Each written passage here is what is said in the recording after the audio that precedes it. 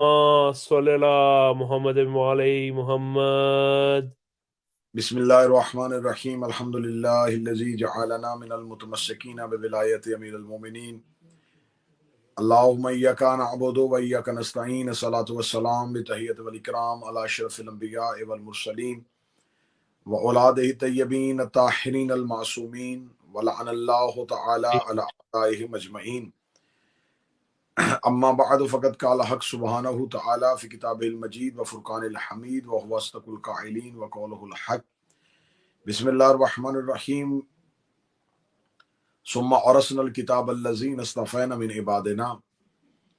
مومنین اکرام، سامعین گرامی قدر، ناظرین محترم، ولایت علی 313 اور ولایت امیر المومنین اور محبت آل محمد علیہ السلام کے تذکرے کے ساتھ آپ کی خدمت میں حاضر ہیں.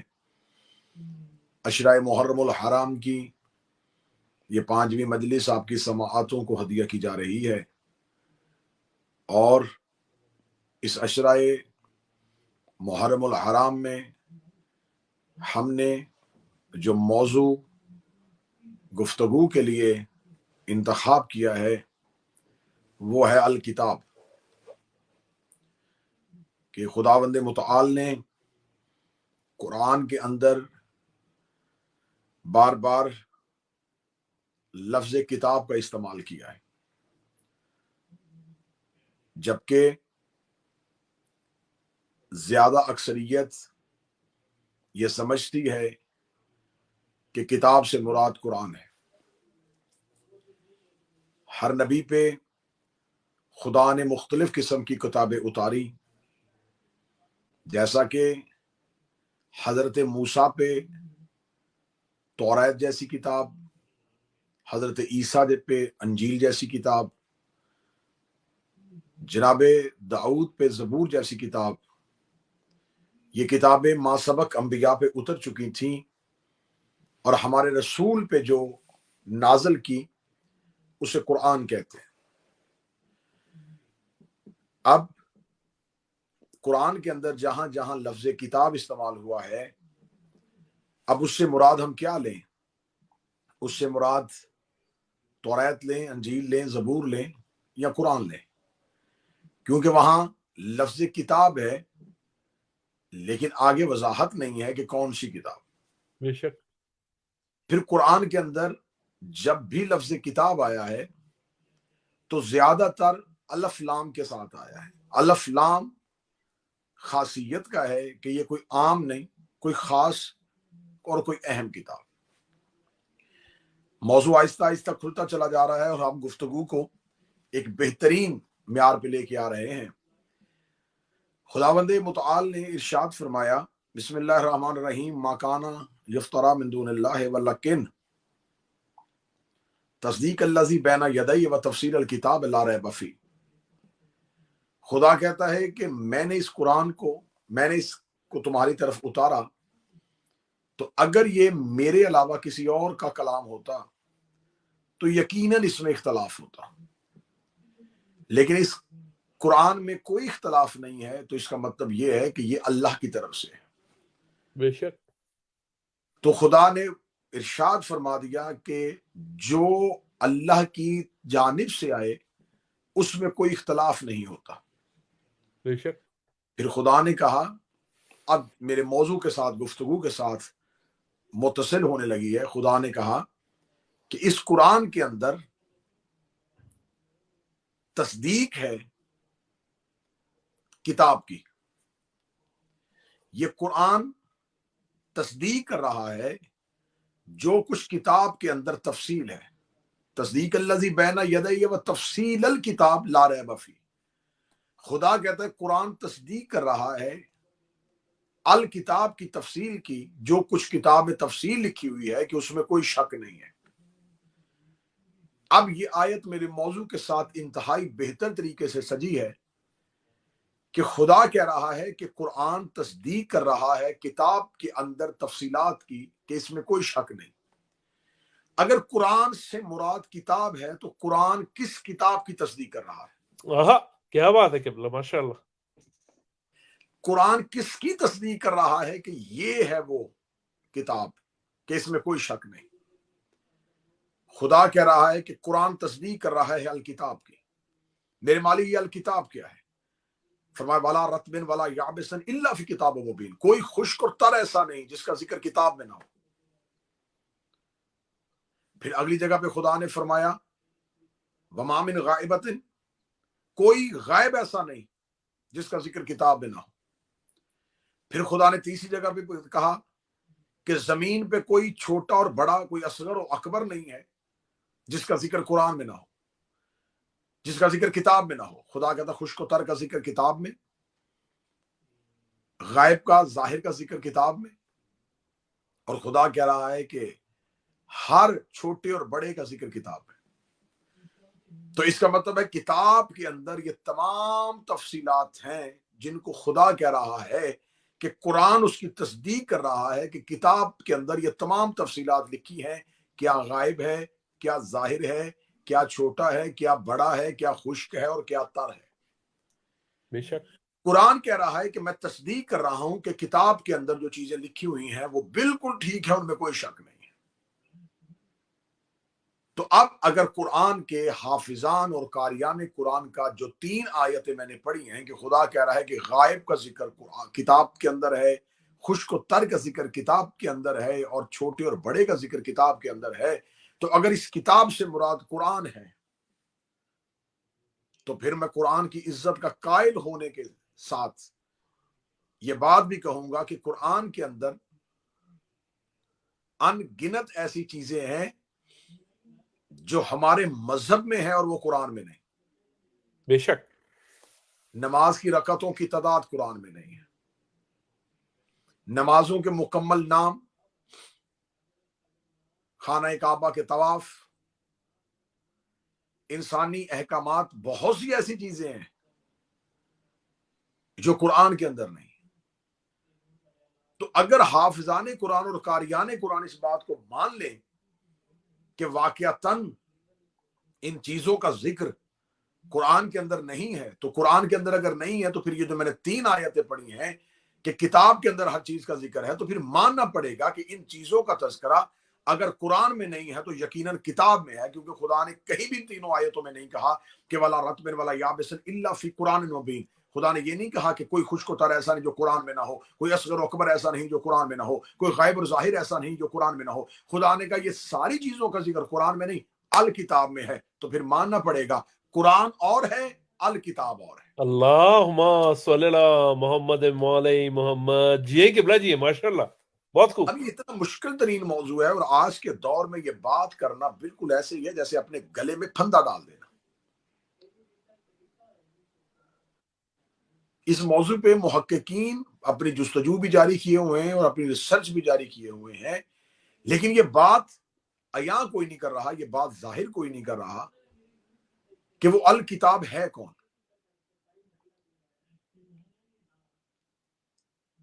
اب کیونکہ آج 5 محرم ہے اور میں نے وعدہ کیا تھا کہ 5 محرم کے بعد ہم اپنی گفتگو کو نتیجے کی سرحد کے قریب لے کے آنے جائیں گے. ہمارا یہ یقین اور ہمارا یہ ایمان ہے. کل کی والی مجلس میں نے آپ کے سامنے بیان کیا تھا کہ جب رسول سے پوچھا گیا تھا کہ الف لام میم ذالک الکتاب لا ریب فیہ، یہ وہ کتاب جس میں کوئی شک نہیں، تو امیر رسالت مآب نے امیر المومنین کی طرف دے کے کہا تھا ھذا علی الکتاب، یہ علی الکتاب ہے. نعرہ حیدر یا علی مولا، کیا بات ہے. جی قبلہ. رسالت مآب صلی اللہ علیہ وآلہ وسلم جو بولتے تھے وہ قرآن کہلواتا تھا، اور رسالت مآب صلی اللہ علیہ وآلہ وسلم نے تمام تفصیلات جو لکھوائی تھیں وہ کتاب تھی، اور اس کتاب کو کتاب علی کہا جاتا ہے. اب اگلی مجلسوں میں ہم تواتر کے ساتھ، دلائل کے ساتھ، اسناد کے ساتھ مستند طریقے سے بحث کریں گے کہ وہ کتاب علی کہاں پہ. جیسا کہ حضرت موسیٰ 40 دن کے لیے کوہ طور پہ گئے تھے، پیچھے سے قوم گمراہ کس لیے ہوئی تھی؟ گمراہ اس وجہ سے ہوئی تھی کہ انہوں نے حجت کے بعد ایک سرکاری مذہب کو اختیار کر لیا تھا. اور میرے امام فرماتے ہیں کہ جب ہم دیکھتے ہیں کہ مخلوق اور ہمارے درمیان لوگ ہم سے رابطہ نہیں کرنا چاہتے تو ہم غیبت میں چلے جاتے ہیں. تو اب صاحبان عقل و دانش رسالت مآب صلی اللہ علیہ وآلہ وسلم نے جو تمام چیزیں جو ازل سے ابد تک جو ہو چکی ہیں، جو ہونی ہیں، جو کچھ ہے، وہ سب کا سب کتاب علی میں محفوظ ہے. بے شک. اب یہاں میرے سننے والوں کے لیے، خصوصاً اہل تشیع کے لیے یہ بات شاید نہیں ہو، لیکن یہ بات کتابوں میں موجود ہے. قرآن ہماری رہنمائی کرتا ہے.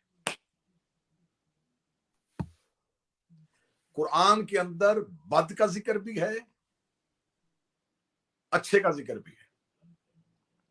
آج جدید شیعہ پتہ کیا کہتے ہیں، آج جدت پسند شیعہ پتہ کیا کہتے ہیں، جی آپ مجلسوں میں صرف آپ اپنے اہل بیت کا ذکر کیا کریں، ضرورت کیا ہے کسی دشمن کا تذکرہ کریں، ہمیں اپنے کوئی فضائل ختم. یہ کتنا شہرہ افاق جملہ ہے کہ یہ لوگ نسل در نسل اس جملے کو لے رہے ہیں. ہمارے اپنوں کے فضائل ختم نہیں ہوتے، ہمیں ضرورت کیا ہے کسی دوسری کو چھیڑ.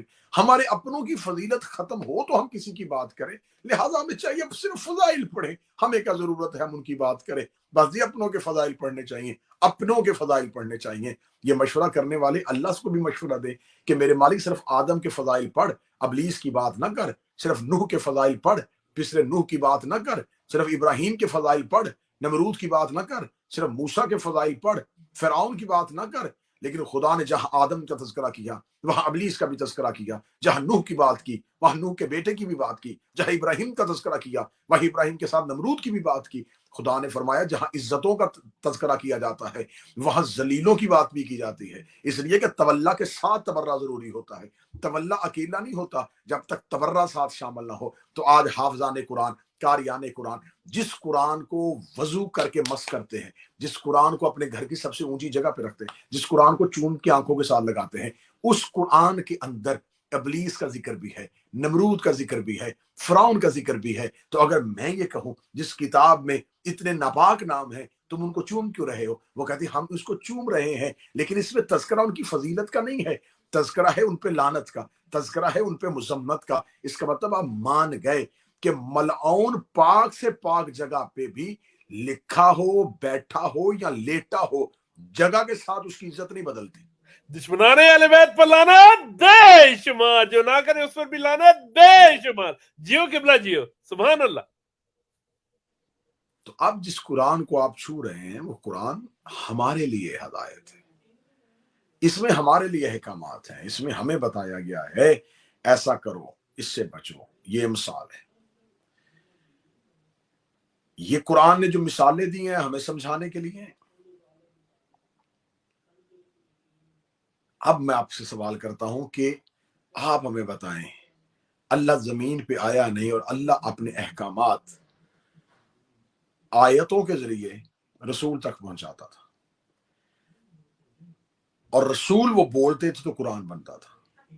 ہم احکامات قرآن سے لیتے ہیں، اہل بیت اللہ کا حکم کہاں سے لیتے ہیں؟ اگر اہل بیت علیہم السلام بھی اللہ کے قرآن ہی سے احکامات لیتے ہیں تو اس کا مطلب ہے جیسا حکم ہمارے لیے تھا ویسا ہی ان کے لیے تھا. جیو قبلہ جیو، ماشاء اللہ. لیکن ہمیں یہاں پر ایک بات بڑی یکسر تبدیل نظر آئے گی، اور وہ تبدیل بات کیا ہے وہ میں بتا دیتا ہوں. قرآن آیت پہلے اتارتا ہے، ہم عمل بعد میں کرتے ہیں. کسی انسان کا عمل آیت سے پہلے نہیں. بڑے سے بڑا جیت ترین صحابی بھی ہو، آیت سے پہلے عمل نہیں. اقیموا الصلاۃ کی آیت پہلے آئی، انہوں نے نماز بعد میں پڑھی. آتوا الزکوٰۃ کی آیت پہلے آئی، انہوں نے زکوٰۃ بعد میں دی. حجۃ للناس کی آیت پہلے آئی، انہوں نے حج بعد میں کیا. جاہدوا فی سبیل اللہ کی آیت پہلے آئی، انہوں نے جہاد بعد میں کیا. امر بالمعروف کی آیت پہلے آئی، انہوں نے عمل بعد میں کیا. نہی عن المنکر کی آیت پہلے آئی، انہوں نے آیت بعد میں بھی کیا. اس کا مطلب آیت پہلے عمل بعد میں، آیت پہلے عمل بعد میں. آیت پہلے بھیجی جاتی ہے، انسان عمل بعد میں کرتا. آیت پہلے، مسلمان کا عمل بعد میں. لیکن آل محمد کا عمل پہلے، قرآن کی آیت بعد میں. اللہم صلی اللہ محمد مولی محمد. جیے قبلہ جیے, ماشاءاللہ, جیے جیے. آپ مجھے کوئی بھی ایک اہل بیت کا عمل جو ہے وہ یہ ثابت کرے. انہوں نے, اگر آپ کہیں کہ کیسے, چلے میں بتا دیتا ہوں. انہوں نے انگوٹھی پہلے دی, آیت بعد میں آئی. آہا, بے شک. آئیں آگے چلیں. انہوں نے روٹیاں پہلے دیں, وَيُطْعِمُونَ الطَّعَامَ کی آیت بعد میں آئی. یہ چادر کے نیچے پہلے بیٹھے, اِنَّمَا يُرِيدُ اللَّهُ کی آیت بعد میں آئی. سبحان اللہ.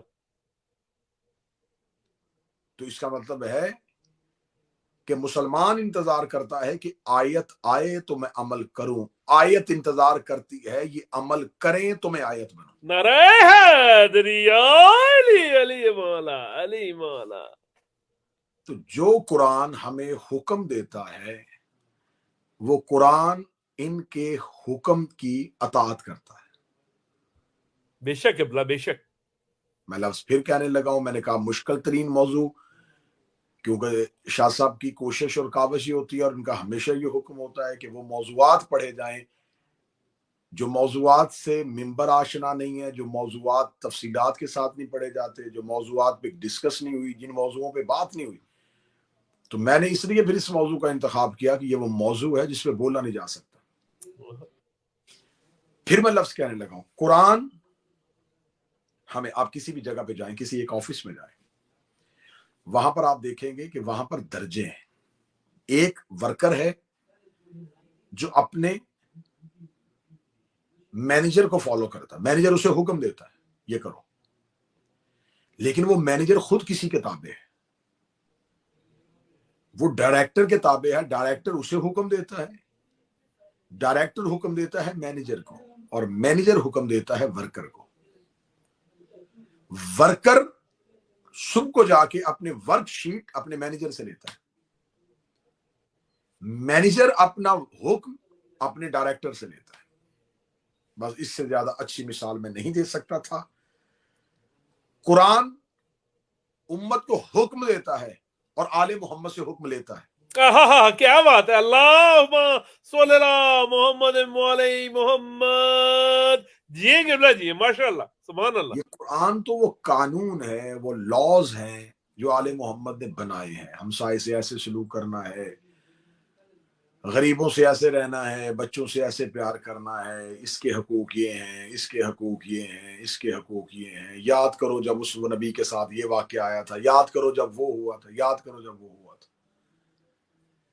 تو یہ قرآن جو ہے یہ تو ہمیں صرف اور صرف آل محمد علیہ السلام کے وہ الفاظ بتا رہا ہے, کیونکہ رسول کہتے ہیں جو میں بولتا ہوں, جو میں نطق کرتا ہوں, وہ قرآن بنتا ہے. سبحان اللہ, بے شک. اب بات یہاں پہ آ کے بڑے سینسٹیو موڈ پہ آ کے رک گئی ہے کہ خدا جو ہمیں حکم دیتا ہے وہ اہل بیت کے ذریعے سے دیتا ہے, اور اہل بیت جو بولتے ہیں وہ حکم قرآن کہلاتا ہے.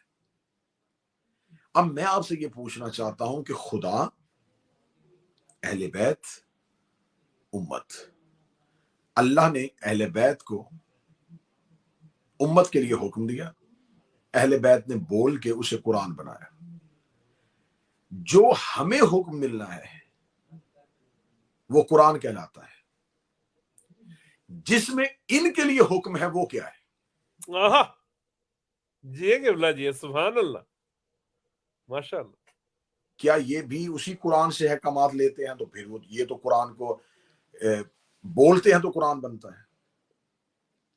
تو اب میرے محترم سامعین, عزادار علی امام حسین علیہ السلام معصوم فرماتے ہیں کہ ہم آل محمد کے پاس جو اللہ کا بھیجا ہوا صحیفہ اور مصحف تھا, وہ مصحف, بڑا خوبصورت جملہ آ گیا اور میں اس پہ خطابت کا لفظ نہیں ڈال سکتا.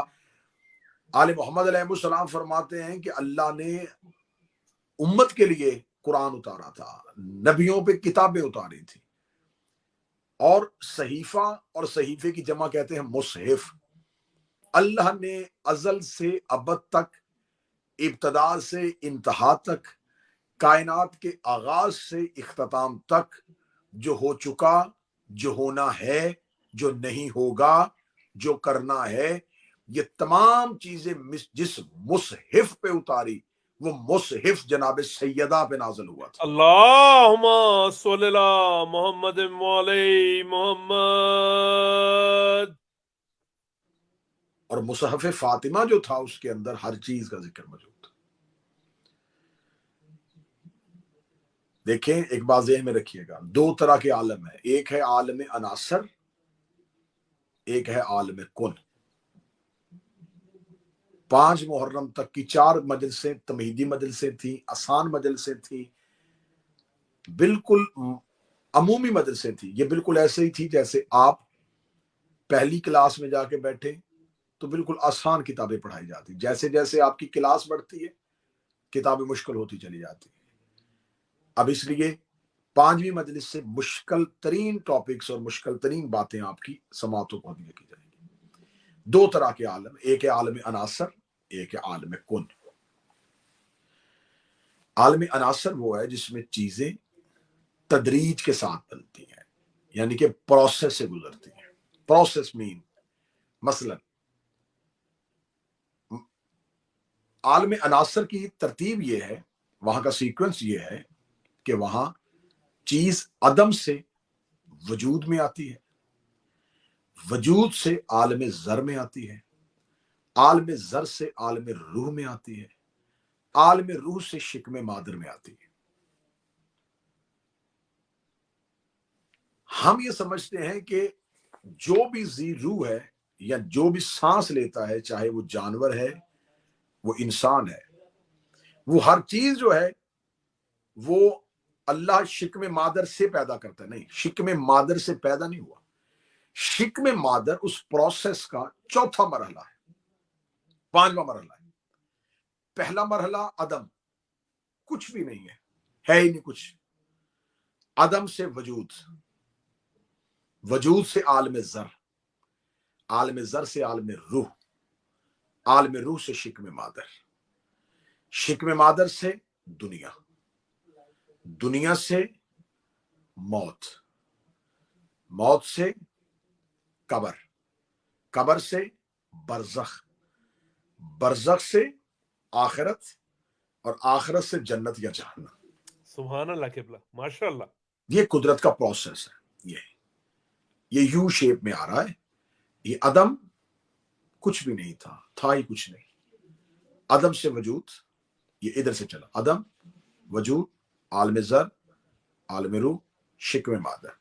شکم مادر سے آ کے پھر بچپن، جوانی، بڑھاپا، موت.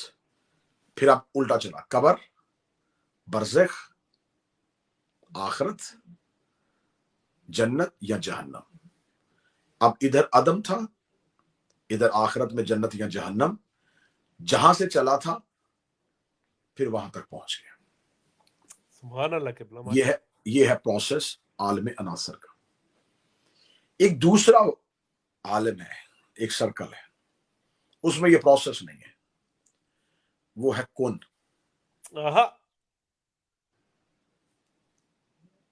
کہا ہو جا، ہو گیا. وہ اس میں کوئی پروسیس نہیں ہے. جب ہو جا کہنا ہے تو وہ یہ نہیں ہے کہ ان تمام ارتقائی منزلوں سے، تمام پروسیس سے گزرے گا کہ اس نے وجود میں آنا ہے، وجود سے عالم ذر، عالم ذر سے عالم روح، عالم روح سے شکم. نہ، بس ہو جا، ہو گیا.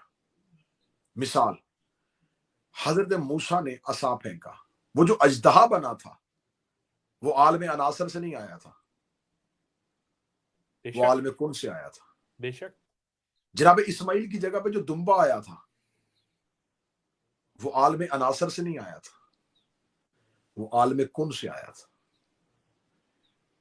بہت سی مثالیں ایسی ہیں کہ خدا جنہیں کن کہتا ہے، آسمان کن، زمین کن، خدا کن کہتا ہے تو چیزیں مخلوق پاتی ہیں.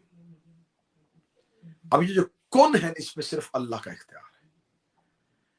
عالم عناصر ایک پروسیس ہے، اور یہ ایک اسپیسیفک عالم کن جو ہے ایک علیحدہ عالم ہے جس میں چیزیں صرف کن سے تخلیق پاتی ہیں. اور یہ جو خلقت کا مرحلہ ہے، خدا کہتا ہے یہ مخصوص ہے جب میں کسی چیز کا ارادہ کرتا ہوں، جب مجھے لگتا ہے کہ کچھ ہونا چاہیے، جب میں ارادہ کرتا ہوں تو میں کہتا ہوں کن. عالم عناصر میں دعائیں بھی ہیں، مانگی اللہ سے، خدا نے عالم عناصر سے سب کو دیا. اسی پروسیس سے وہ سب کو دیتا ہے. اس پروسیس کا تعلق صرف اس کے ارادے کے ساتھ ہے. آہا جب اس کا ارادہ ہوگا تو وہ دے گا. اس سے وہ ساری کائنات کو بانٹتا ہے. یہ سرکل پوری کائنات کے لیے ہے، یہ صرف اللہ کے لیے ہے. اب کاش میں اتنی محنت کے بعد جملہ سمجھا سکوں. جب راہب نے حسین سے بیٹے مانگے، حسین نے عالم عناصر سے نہیں دیے، عالم کن سے دیے تھے. ہائے سبحان اللہ، نعرہ حیدری یا علی یا علی، علی مولا، سبحان اللہ. جیے قبلہ جیے. لبیک یا حسین، لبیک یا حسین. مولا حسین نے وہ بیٹے عالم عناصر سے نہیں دیے، عالم کن سے دیے تھے.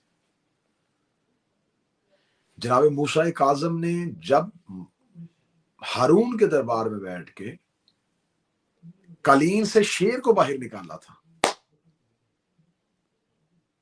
جب امام کھانے کی میز پہ آ کے بیٹھے ہیں تو اس نے ایک جادوگر کو بلایا ہوا تھا، اور اس جادوگر نے، یہاں پر لوگ کہہ دیتے ہیں کہ اس جادوگر نے امام کے سامنے سے روٹی ہلائی. امام کے سامنے سے نہیں، امام کے غلام کے سامنے سے روٹی ہلائی. غلام کی توہین پہ امام کو جلال آ گیا. اس لیے کہتے ہیں کہ علی والوں کی توہین نہ کیا کرو، کہیں امام کو جلال نہ آ جائے.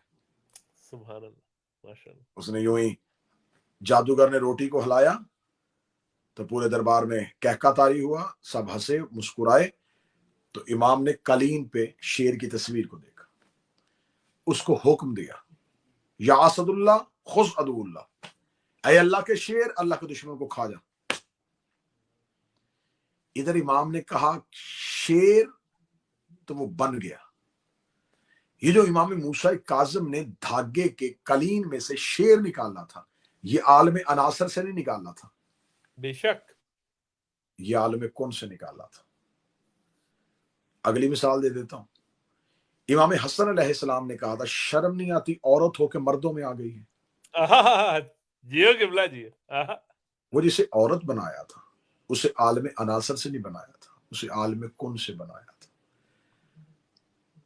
اب اتنی مثالیں دینے کے بعد بھی اگر کوئی بندہ سطر کو محفوظ نہ کرے، پھر تو آپ کی اپنی مرضی اور آپ کی اپنی قسمت ہے. قرآن عالم عناصر والوں کے لیے ہے، کتاب عالم کن والوں کے لیے. آئے ہائے، نعرہ حیدری یا علی، علی علی مولا، علی مولا. جیو جیو جیو قبلہ جیو. بہت خوب، سبحان اللہ. کیونکہ جب راہب نے بیٹے مانگے تھے تو امام حسین علیہ السلام سے نہیں مانگے تھے. یہ سب واقعہ پڑھیں تو کوئی بھی نہیں مانے گا. راہب نے بیٹے امام حسین سے نہیں مانگے تھے، راہب نے بیٹے رسول سے مانگے تھے، حسین نے دیے تھے. آئے ہائے، بے شک قبلہ، ماشاء اللہ. مانگے رسول سے تھے، اور رسول اکرم نے کہا تھا کہ اس کی تقدیر میں نہیں ہے. تو کیا یہ جملہ ہم نے 1400 سال کے بعد سنا، امام حسین نے نہیں سنا کہ نانا کہہ رہے ہیں تقدیر میں نہیں ہے؟ تو جب نانا کہہ رہے تھے تقدیر میں نہیں تو حسین نے کہاں سے دیے؟ حسین زمانے کو فرق سمجھا رہے تھے. رسول عالم عناصر میں دیکھ کے کہہ رہے تھے کہ نہیں ہے، کیونکہ عالم عناصر میں وہ صلب آدم میں نہیں تھا. صلب آدم میں مقدر میں بیٹا نہیں تھا. رسول عالم عناصر میں دیکھ رہے تھے، حسین عالم کن میں دیکھ رہے تھے. آہا تو اب میں نے ابھی کا آپ کو کہا کہ الکتاب کے اندر جو ہو چکا، جو ہونا ہے، اور جو نہیں ہو سکتا اس کا ذکر بھی ہے. اوہ ہوئے، جیو قبلہ جیو، ماشاء اللہ. کائنات میں جو چیز نہیں ہو سکتی، مثلا اللہ ایک ہے، دو نہیں ہو سکتے، یہ ذکر الکتاب میں ہے. الکتاب میں ہر وہ چیز لکھی ہے جو نہیں ہو سکتا، صرف یہ نہیں لکھا جو ہو سکتا ہے، وہ بھی سبحان لکھا ہے جو نہیں ہو سکتا. سبحان اللہ. ان کے پاس الکتاب تھی تو انہوں نے اپنی زندگی میں بہت سا ایسا کیا جو الکتاب میں نہیں ہو سکتا تھا، اور انہوں نے ہو سکتا میں بدلا. اوہ ہوئے، جیو قبلہ جیو. الکتاب میں تھا کہ راہب بیٹے نہیں ہو سکتے، حسین علیہ السلام نے دیے. الکتاب میں تھا کہ سورج مغرب سے طلوع نہیں ہو سکتا. ہائے ہائے ہائے جیو قبلہ جیو ماشاء اللہ سبحان اللہ. علی نے کیا. الکتاب میں تھا کہ حر جنت میں نہیں جا سکتا. ہائے ہائے ہائے. نہ ہونے کو جو ہونے میں بدل دے. یہ ہے صاحبان الکتاب. تو یہ الکتاب اس کی مقدار کتنی تھی؟ 10 اونٹوں پہ لادی ہوئی تھی علی نے وہ کتاب.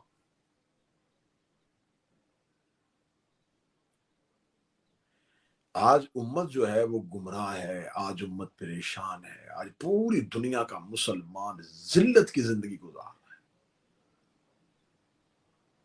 تو اسلام تو تمہیں فوقیت دینے آیا تھا، اسلام تو تمہیں عزت دینے آیا تھا، اسلام نے تو تمہارا سر بلند کیا تھا، اسلام تو تمہیں دنیا میں منوا کے چلا گیا تھا.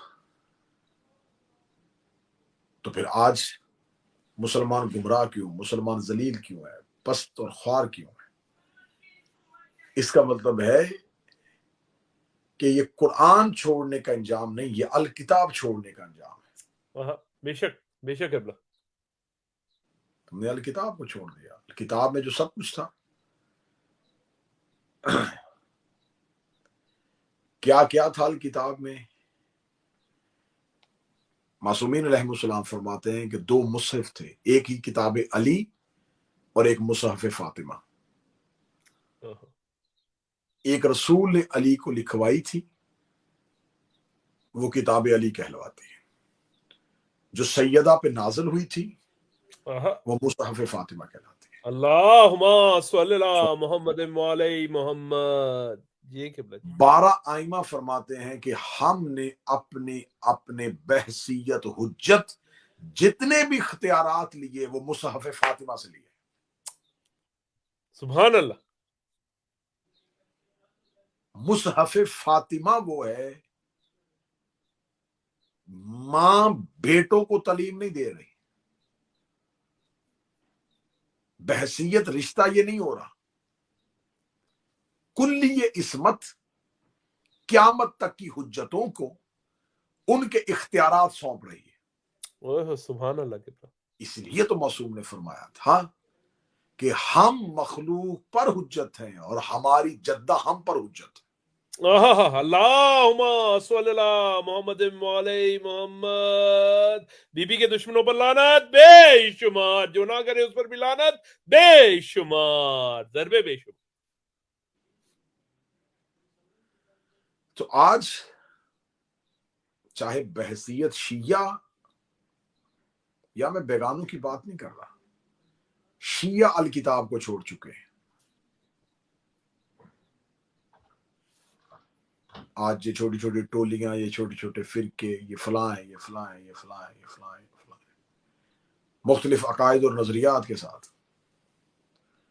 رسول کی جو حدیث ہے نا کہ میری امت کے 73 فرقے ہوں گے، ان میں سے ایک جنت میں جائے گا. حدیث پوری نہیں پڑھی جاتی. رسول نے فرمایا وہ جو ایک بچے گا نا اس کے بھی 13 فرقے ہوں گے. سبحان اللہ.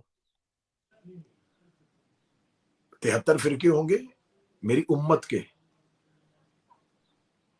ان میں سے ایک ہوگا ناجی، باقی ہوں گے ناری جہنمی. وہ جو ایک ہوگا اس کے 13 فرقے ہوں گے.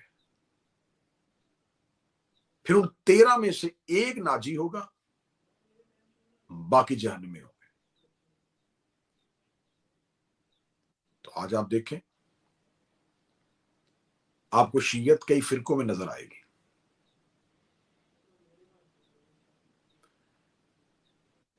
جتنے فرقے بڑھتے چلے جا رہے ہیں یہ مختلف عقائد اور نظریات ہیں. ہدایت دور کیوں ہے؟ ہدایت اس لیے دور ہے کہ ہم نے اپنے وقت کے امام کو ہم سے ناراض کیا ہوا ہے، وہ خود سے ناراض کر چکے ہیں. ہمارے آقا و مولا جو ہیں، وہ جو طولانی غیبت ہو چکی ہے، جو غیبت اتنی لمبی ہو چکی ہے، یہ غیبت جو ہے یہ آج کے شیعوں کے مکر و فریب کی وجہ سے. کیونکہ ہم نے ایک درباری شیعت بنا لیا، ایک سرکاری شیعت بنا لیا. ہم یہ سمجھتے ہیں کہ جو اب ہمارے پاس ہے یہ شیعت ہے. خالص شیعت کہاں ہے؟ خالصتاً اسلام کہاں ہے؟ خالصتاً ہدایت کہاں ہے؟ آنے والی مجلسوں میں آپ کے سامنے بیان کی جائے گی کہ 329 ہجری کے بعد شیعت کدھر چلی گئی، اصل شیعت کہاں ہے. کتاب علی، الکتاب، مصحف فاطمہ، یہ تمام راز آپ کی سماعتوں کو ولایت علی، اللہ مولا ان کی توفیقات میں اضافہ فرمائے. اللہ اس سیدزادے کو صحت کے ساتھ زندگی اور بچوں کے سر پہ قائم فرمائے. ان کے مرحومین کو جوار معصومین میں جگہ عطا فرمائے، جن کی یہ کوشش اور کاوش ہے کہ زمانے کے سامنے یہ راز، یہ حقائق آشنا ہو سکیں. 1000 نہیں، 2000 نہیں، 100 نہیں، 200 نہیں، کچھ 4 یا 5 لوگ ہی اگر ان رازوں کو سمجھ پائیں تو ہم سمجھیں گے یہ سعی و کاشش اور کاوش بارگاہ میں قبول ہوئی. اگر ایک بھی نہیں سمجھے گا تو ہم آقا و مولا کے سامنے سرخرو ہوں گے کہ مولا ہم اپنی طاقت اور اپنی بساط کے مطابق زمانے کو حقائق بتانے کی کوشش کرتے ہیں. اللہ بے شک 5 محرم ہے. آج ممبر آل محمد سے ہمارے ممبر کا یہ طریقہ اور یہ روش ہے کہ 5 محرم کو تذکرہ کیا جاتا ہے عالیہ کے بیٹوں کا. اون محمد علیہ السلام فرزندان عبداللہ ابن جعفر طیار، جناب سیدہ صلوات اللہ علیہا فاتح شام بنت امیر المومنین شہزادی کے 2 بیٹے. اللہ صلی اللہ محمد. جب شہزادی مدینہ سے آ گئی تو مکہ کے رستے پہ تھے حسین علیہ السلام کا قافلہ. جب پیچھے سے کوئی آواز آ رہی تھی، کوئی حسین کو روکے، کوئی حسین کو روکے، کوئی حسین کو روکے. قافلہ روکا گیا. مولا حسین نے کہا یہ کون ہے؟ آواز آئی مولا عبداللہ ابن جعفر طیار آ رہے. عبداللہ ابن جعفر طیار کے آنے کی خبر عالیہ کو محمل میں پہنچی. روکا دیا عباس، حسین کے پہنچنے سے پہلے جلدی جائیے اور جا کے عبداللہ سے پوچھیے علی کی بیٹی کہہ رہی ہے کہیں روکنے تو نہیں آ رہے. اگر روکنے آ رہے ہیں تو بنت امیر المومنین کہہ رہی ہے ادھر سے حسین علیہ السلام کی سواری نکلے گی، ادھر سے میرا جنازہ نکلے گا. عبداللہ ابن جعفر طیار کی آواز آئی ابوالفضل العباس مجھے بتائیے عالیہ کا محمل کہاں ہے؟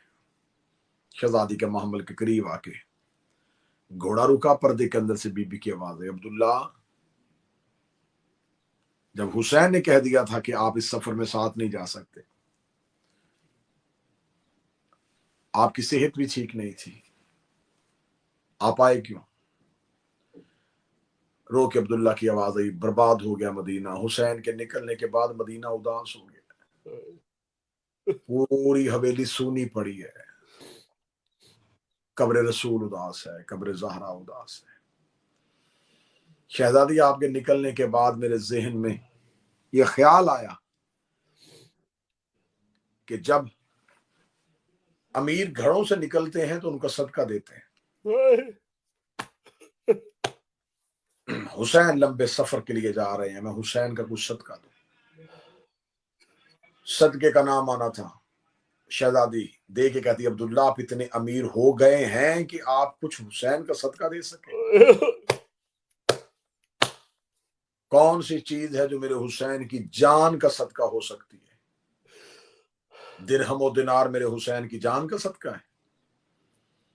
درو کے جناب عبداللہ نے اپنے گھوڑے کے آگے سے اپنی چادر کو ہٹایا اور 2 بچوں کو گھوڑے سے اتارا. رو کے کہا عالیہ میرے گھر میں ان سے قیمتی چیز کچھ بھی نہیں ہے. مجھے اللہ نے 2 بیٹے دیے ہیں، میں دونوں حسین کا صدقہ کرنے آیا. مولا حسین کے پاس جا کے جناب عبداللہ کی آواز آئی مولا میں بیٹے آپ کا صدقہ کرنے آیا. مولا حسین کی آنکھوں سے آنسو آئے. رو کے فرمایا عبداللہ تیری وفا کے صدقے. بس سادات و غیر سادات کتابیں کہتی ہیں مدینہ سے مکہ ان بچوں کو بی بی کلثوم سنبھالتی رہی، کیونکہ جب بھی یہ ماں کے خیمے میں جاتے بی بی رو کے کہتی ہے تم حسین کا صدقہ ہو اور میں اکبر کی ماں ہوں. 10 محرم جب ہر کوئی اپنی اپنی اجازت لے رہا تھا، یہ شہزادے مولا عباس کے پاس ہے. مولا عباس سے آ کے کہتے ہیں ہر اولاد کو اجازت کے لیے اس کی ماں لے کے جا رہی ہے، ہماری نہ ماں جا رہی ہے نہ ہمارا باپ. مولا ہمیں حسین شہنشاہ سے اجازت لیتے ہیں. مولا عباس چلتے ہوئے مولا حسین سے کہتے ہیں مولا شہزادے میدان میں جانا چاہتے ہیں، میدان میں جانے کا نام آنا تھا. مولا حسین نے چیخ مار کے دونوں کو سینے سے لگا کے کہا تو میری بہن کی نشان، تم جعفر طیار کے پوتے ہو، تم حیدر کرار کے نواسے ہو، تمہیں مقتل میں کیسے بھیجو.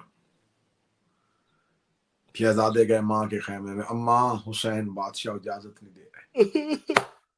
بی بی کو کہتی ہے عباس حسین سے کہے عالیہ کہہ رہی ہے انہیں میدان میں جانے کی اجازت دے، میں انہیں زیادہ دیر زندہ دیکھنا نہیں چاہتی.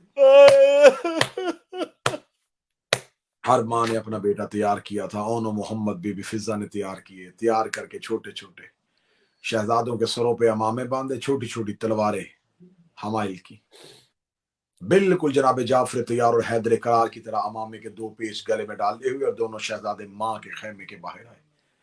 شہزادی نے خیمے کا پردہ ہٹایا، پردہ ہٹا کے اون و محمد کو دیکھا. ایسے لگ رہے تھے جیسے علی اور جعفر طیار کسی جنگ میں.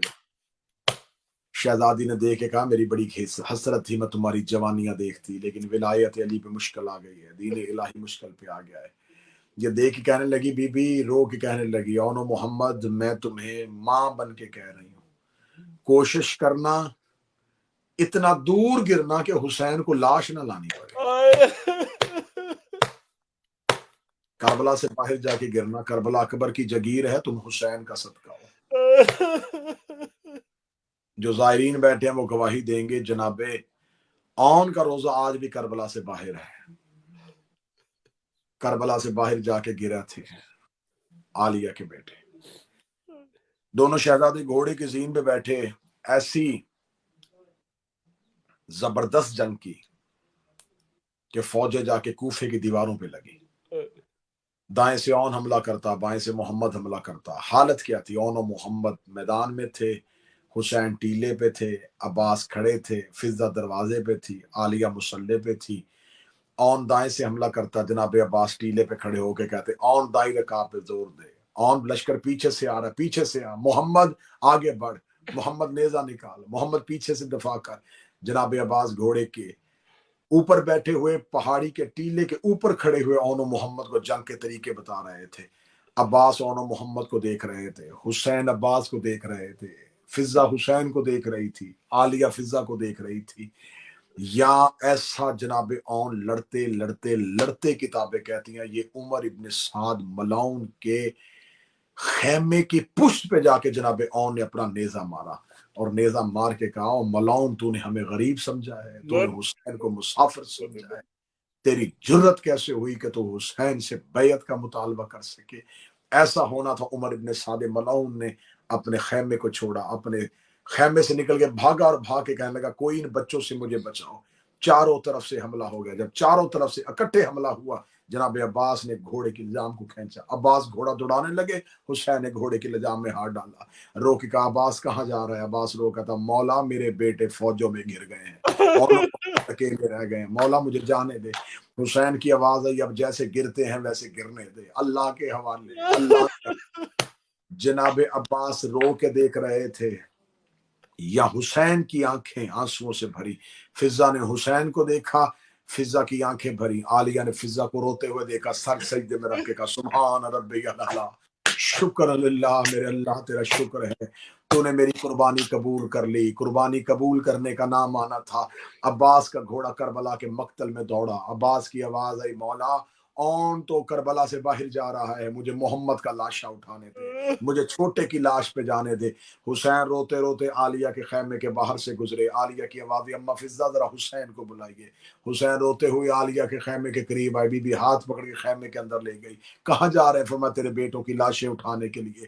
روکتی نہ اٹھا لاشیں، جتنی دیر لاش اٹھانی اتنی دیر میرے سامنے بیٹھ، میں تیرا چہرہ چند لمحوں کا مہمان ہے، بس سادات و غیر سادات اون کربلا کے باہر گر گئے۔ محمد آج بھی گنج شہداء میں ہیں۔ کتابیں کہتی ہیں کہ واقعہ کربلا کے بعد قید نبھانے کے بعد جب سادات کا لوٹا ہوا قافلہ مدینے پہنچا تو جناب عبداللہ ابن جعفر طیار جب عالیہ کو لینے کے لیے گئے تھے کہ شہزادی آئیں اپنے گھر واپس چلیں، جب شہزادی زینب 2.25 سال کے بعد اپنے گھر کے دروازے پہ گئی، دروازے پہ جا کے عالیہ گر گئی۔ جناب فضا رو کے کہتی ہے بی بی کیوں گر گئی؟ رو کے کہتی ہے فضا میں سارے رستے یا حسین کو روئی یا اکبر کو روئی، یا حسین کو روئی یا اکبر کو روئی۔ آج 2.25 سال بعد اپنے دروازے پہ آئی، مجھے میرا اور یاد آ گیا، مجھے میرا بچپن یاد آ گیا۔ آج پوری دنیا میں جہاں جہاں کوئی سید آباد ہے ان سے پوچھو، کوئی کہے گا کہ میں حسنی سید ہوں، کوئی کہے گا میں حسینی سید ہوں، کوئی کہے گا میں عابدی سید ہوں، کوئی کہے گا میں رضوی سید ہوں، کوئی کہے گا میں کاظمی ہوں، کوئی کہے گا میں نقوی ہوں، لیکن پوری دنیا میں کوئی نہیں کہے گا میں زینبی سید ہوں، کوئی نہیں ہوں۔ تو پھر آج 5 محرم جہاں جہاں میری مجلس کو سنا جا رہا ہے، میں یہ گزارش کروں گا کوئی یہ نہ کہا کرے کہ زینب نے 2 بیٹے حسین پہ قربان کیے تھے، جملہ کہا کرو عالیہ نے نسل حسین پہ قربان کی، پوری نسل حسین پہ قربان کر دی۔ آج پوری دنیا میں سادات کا ہر کسی کا بیٹا ہے، آج زینب کے بیٹے کئی نہیں ہیں، آج عالیہ کی نسل کوئی نہیں ہے۔ آج کا پرسہ عالیہ کے نام، شہزادی ہمارا پرسہ قبول فرمائے، بی بی اپنے بچوں کی تعزیت قبول فرمائے، اور شہزادی اس غم کا صدقہ ہماری نسلوں کو غم حسین منتقل فرمائے۔ ربنا تقبل منا انک انت السمیع الدعاء۔ اللہ لعنت اللہ القوم الظالمین وسيعلم الذين ظلموا يوم ينقلبون